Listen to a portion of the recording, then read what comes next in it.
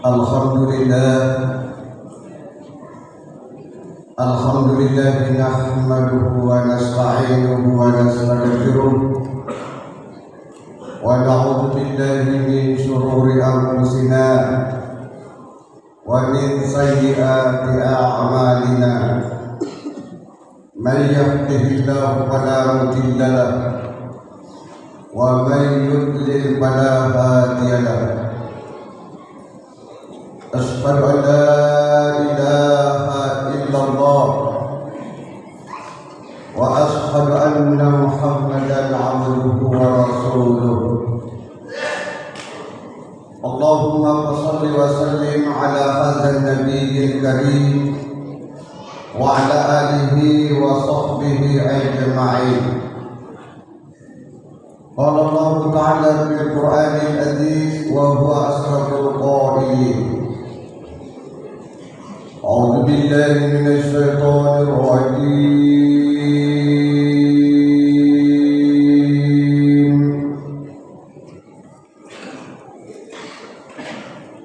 بسم الله الرحمن الرحيم.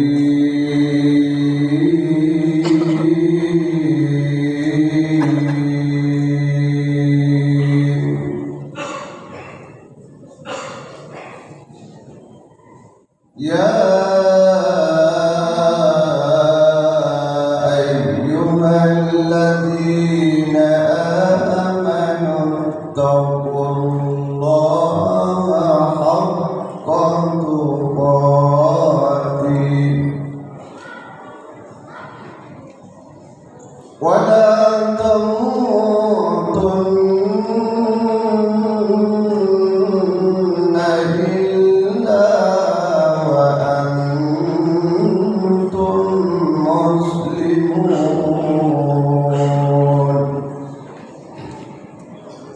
وقال أيضا يا أيها الذين آمنوا اتقوا الله وقولوا قولا سديدا يصلح لكم أعمالكم ويغفر لكم ذنوبكم ومن يطع الله ورسوله فقد فاز فوزا عظيما. وقال أيضا يا أيها الناس اتقوا ربكم الذي خلقكم من نفس واحدة وخلق منها زوجها وبث منهما رجالا كثيرا ونساء واتقوا الله الذي تساءلون به والأرحام إن الله كان عليكم رقيبا. وقال الرسول صلى الله عليه وسلم إنما مثل الصلاة في الدين كمثل الرأس في الجسد. وقال الرسول لا يرد القضاء إلا الدعاء ولا يزيد بالأمر إلا الإحسان. سبحانك لا علم لنا إلا ما علمتنا إنك أنت العليم الحكيم. رب اشرح لي صدري ويسر لي أمري واحلل عقدة من لساني يفقهوا قولي. Ma'asyiral muslimin, sidang jamaah Jumat yang dimuliakan oleh Allah Subhanahu wa taala. Kembali kita memanjatkan puja dan puji syukur kehadirat Allah Subhanahu wa taala. Pada hari ini masih diberikan sisa usia oleh Allah Subhanahu wa taala di hari yang mulia, di tempat yang sangat mulia dan di waktu yang sangat mulia. Semoga kita semua yang hadir insyaallah dimuliakan oleh Allah Subhanahu wa taala. Melakukan suatu panggilan kewajiban kita selaku muslim, yaitu salat Jumat secara berjamaah. Semoga dosa kita pada Jumat yang lalu sampai hari ini senantiasa Allah ampuni. Semoga seluruh aktivitas kita senantiasa diberkahi oleh Allah. sebagai tanda syukur kita kepada Allah memanfaatkan waktu, kesempatan, lagi batin dan keimanan, sehingga dengan keimanan itulah sampai merasa semuanya ringan kaki kita melangkah di tempat di mana Allah perintahkan berkumpul, karena ini merupakan wajibun ala kulli muslim. Salam serta salawat tercurah kepada baginda Rasulullah sallallahu alaihi wasallam, Nabi dan Rasul yang telah memperlihatkan contoh yang sangat baik, contoh yang dijamin kebenarannya oleh Allah, contoh yang memberikan kita motivasi untuk bisa membedakan makhluk bernama orang beriman atau manusia yang beriman atau tidak beriman. Berkaitan dengan contoh itulah sampai kita hari ini, karena kita mau dicintai oleh Allah, kita mau dicintai oleh baginda Rasul, sehingga apa yang pernah Rasul contohkan kepada kita semasa hidupnya sampai dititipi pusaka yang namanya hadis, maka inilah sampai kiamat kita akan komitmen untuk mengikuti contoh-contoh baginda Rasulullah SAW berkaitan dengan amaliyah atau ibadah. Semoga kita ini sampai akhir hayat senantiasa banyak memberikan salawat bagi baginda Rasulullah SAW, manusia satu-satunya yang dapat memberikan syafaatnya ketika kita bangkit berkumpul dari alam kubur. Kita bangkit dari alam kubur berkumpul di padang mahsyar. Kita bayangkan padang mahsyar, padang adalah tempat mahsyar sangat luas, setinggi 7 langit, serendah ke bawah itu 7 lapis bumi. Ketika kita berkumpul di padang mahsyar, yang terjadi adalah seantero manusia sejauh mata memandang. Pasti kita bangkit dari alam kubur berkumpul di satu titik, namanya negara padang mahsyar. Dalam keadaan telanjang bulat, mulut terkunci, tidak ada mulut yang bisa berucap apa-apa, karena mulut sudah digambarkan oleh Allah dalam Al-Quran surah Yasin. Mulut akan terjadi, mulut akan terkunci. Al-yawma nakhtimu ala afwahihim wa tukallimuna aydihim wa tashhadu arjulahum bima kanu yaksubun. Saat kita berkumpul di padang mahsyar, mulut yang sedianya ini banyak berucap, itu Allah sudah kunci. Karena pertanyaan segala amalan kita di dunia bukan mulut yang menjawab, tapi amalan perbuatan melalui pertanyaan Allah, dan langsung dikendalikan jawabannya itu oleh kedua tangan kita. Apapun yang pernah kita lakukan, dua tangan ini yang memberikan jawaban yang pasti, yang tidak bisa direkayasa, yang tidak bisa dibohong, yang tidak bisa dibikin-bikin, dan tidak bisa lagi diapa-apain. Biar sekarang di dunia kalau kita melakukan apa, dari pihak yang tertentu melakukan apa dia mau, terserah. Tapi di yaumil kiamat, apapun yang berbuat, walaupun kau anggap itu benar, tapi di mata Allah dan di mata Rasul itu salah, tetap tangan berkata itu salah. Hadirin sekalian Jumat yang dimuliakan oleh Allah. Oleh sebab itu, tatkala kita berkumpul seantero manusia, matahari segera di atas kepala kita, kita bingung mau diapa, mau kemana, mau diapain. Dan itu bukan ucapan yang kedua, hanya di hati. Hanya di hati kita masing-masing kita mau kemana ini, mau diapain ini. Kenapa Allah kita disuruh berkumpul dalam keadaan berdiri telanjang bulat?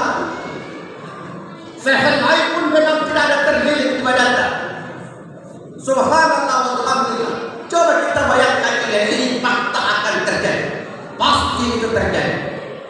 Apa yang disampaikan oleh Allah dalam Al-Quran, la raiba fi hudan lil muttaqin, tidak bisa diragukan kebenarannya, hanya bagi petunjuk bagi orang-orang yang beriman, seperti yang hadir pada saat ini.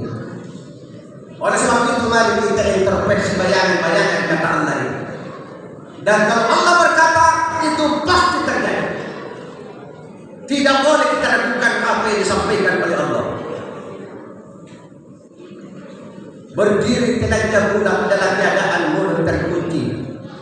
Tentu bagi orang-orang yang selama hidupnya di dunia cinta kepada baginda Rasul, cinta kepada salawat kepada Nabi, yang selalu bibir-bibir di bibirnya berucap salawat, satu-satunya jalan manusia dapat mendekati kita untuk memberikan syafaatnya, memberikan pertolongannya. Dan pasti Rasulullah tersenyum mencari siapa umatnya yang paling gemar dalam suatu sedekah. Sebuah cerita para ulama kita selalu kita dengarkan bahwa seorang perempuan mati, mungkar dan nakir tidak bisa tembus di kuburannya, tidak bisa tembus di kuburannya, berlapis sampai malaikat yang lain, kenapa kau mundur? Tidak bisa tembus minimal kuburan. Siapa di bawah seorang perempuan? Ternyata analisa demi analisa, perempuan ini amalnya cuma satu, rajin bersalawat. Dalam sehari semalam minimal 1.500 salawat yang ucapkan di bibirnya, sampai turun malaikat mau periksa, tidak bisa tembus. Subhanallah. Ini satu amalan. Satu amalan yang dianggap sepele, ringan di bibir, justru sangat memberikan perlindungan mungkar dan nakir menuju ke titik di mana dia periksa orang tersebut. Subhanallah. Hadirin sekalian jemaah dimuliakan oleh Allah. Cerita yang kedua, sejarah yang kedua, seorang nabi yang bernama Muhammad sallallahu alaihi wasallam berjalan-jalan di pinggir laut berjalan, wal aqibatu lil muttaqin, melihat kebesaran Allah yang begitu luasnya lautan, pertanda bahwa Allah Maha Besar. Karena ini ada laut, karena ada yang menciptakan, ada bumi, ada yang menciptakan, ada gunung yang berdiri, ada yang menciptakan. Lalu didatangi oleh malaikat Jibril. Assalamualaikum ya Rasulullah. Salam buat Rasulullah. Selamatlah wahai Rasulullah. Rasul balik ke belakang, wah kau malaikat, apa tuh berita? Apa tuh kabar? Kau mau cabut nyawaku? Tidak, ya Rasulullah. Aku melihat kita jalan-jalan di pinggir laut, melihat luasnya laut ini dan naik turunnya ombak ini, terhisapnya kita ini angin sepoi-sepoi. Aku tertarik untuk mendekati kita. Lalu Nabi memberikan pujian malaikat, wahai malaikat, sungguh kau cerdas, Allah berikan kepadamu, Allah yang berikan kepadamu sesuatu yang sangat istimewa. Apa itu? Ketahuilah bahwa kamu diberikan kemuliaan oleh Allah untuk mampu menghitung butiran-butiran pasir di laut. Malaikat berkata, itu gampang bagi kamu ya Rasul. Saya diberikan kekuasaan oleh Allah, bisa menghitung butiran pasir seluruhnya yang ada di pinggir laut dan di laut. Apalagi malaikat istimewanya kamu, saya bisa menghitung rintitan hujan yang turun dari langit. Subhanallah. Wih, inilah salah satu keistimewaan malaikat tersebut. Dan yang ketiga, ya Rasulullah, aku diberikan oleh Allah kekuasaan untuk bisa menghitung seluruh lembaran daun yang ada di bumi. Subhanallah. Ini satu keistimewaan. Lalu malaikat berkata, ya Rasulullah, satu yang saya tidak bisa hitung. Apa itu malaikat? Satu yang saya tidak bisa hitung, ketika umatmu selalu bahasa dirinya mengucapkan salawat bagimu. Hanya satu salawat yang tidak bisa kami hitung jumlah kemuliaan mahal Allah berikan bagi orang yang Subhanallah. Oleh sebab itu, kurang lebih 8-9 hari lagi ke depan, mari kita bersihkan diri, karena 3 bulan ini berturut-turut adalah bulan yang mulia, Rajab, Syaban, Ramadan, yang selalu kita bacakan doa para ulama kita, Allahumma barik lana fi Rajab wa Sya'bana wa ballighna fi Ramadan. Ya Allah, berikanlah keberkahan di bulan Rajab, di bulan Sya'ban, dan sampaikan usiaku sehat ini sampai bisa tiba di bulan suci Ramadan.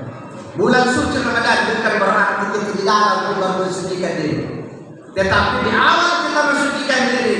Menjelang sebulan 2 bulan memasuki Ramadan, kita harus hijrah, memperbaiki tingkah laku perbuatan kita, memajukan, meningkatkan keimanan, ketakwaan kita, supaya kita memasuki di bulan suci, karena memang kita disambut dengan bulan suci Ramadan dalam keadaan suci dan mensucikan.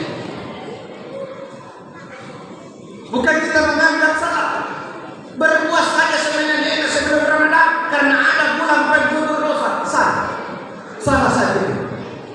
Inna Allah yuhibbut tawwabin wa yuhibbul mutatahhirin.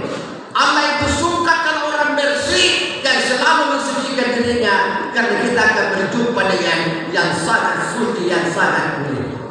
Oleh sebab itu bulan suci Ramadan, semoga kita semua yang hadir bersama seluruh keluarga, teman, sahabat kita bisa diterima doa, semoga usia kita sampai pada bulan suci Ramadan.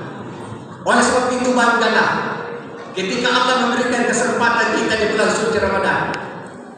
Tidak sedikit saudara-saudara kita, keluarga kita, tetangga kita, sahabat kita, di mana kita berada. Mungkin Ramadan tahun lalu kita masih bersama beliau, tapi Ramadan akan datang, dia sudah berpindah alam. Dari alam dunia pindah ke alam barzakh, dari alam luas pindah ke alam sempit, dari alam yang terang pindah ke alam yang gelap, dari alam yang ramai pindah kepada alam yang sepi. Subhanallah, dia sudah pindah alam. Oleh sebab itu berbangga hatilah kita ini, memohon kepada Allah, semoga usia kita, kesempatan kita, hidup kita masih bisa memasuki dan menyongsong bulan suci Ramadan di masa akan datang kurang lebih 9 hari. Semoga kita ini termasuk orang yang dapat membanggakan, merindukan, gembira memasuki Ramadan. Kata Nabi, "Man farada fi syuhuri Ramadan, faradallahu alaihi bil jannah." Siapa umatku yang gembira saja, gembira, bangga, randu, istimewa karena memasuki Ramadan dan ingin menyambut bulan suci Ramadan dengan penuh keikhlasan, kegembiraan, kesetiaan, dan berniat beribadah sekuat tenaga di dalam bulan suci Ramadan, bangga saja. Itu Allah melalui Rasulnya dirindukan oleh surganya Allah Subhanahu wa Ta'ala. Semoga kita termasuk golongan orang-orang yang selalu dirindukan oleh Allah dan merindukan masuknya Ramadan.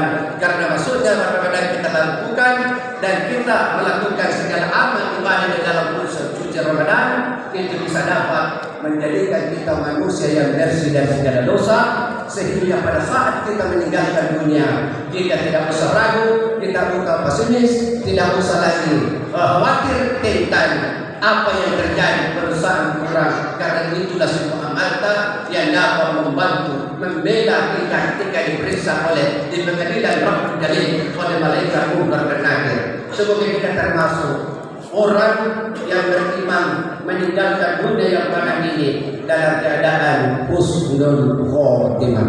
Barakallahu li wa lakum fil Qur'anil azim wa nafa'ani minal ayati wal dzikril hakim. Aqulu qawli hadza wastaghfir innahu huwal ghafurur rahim.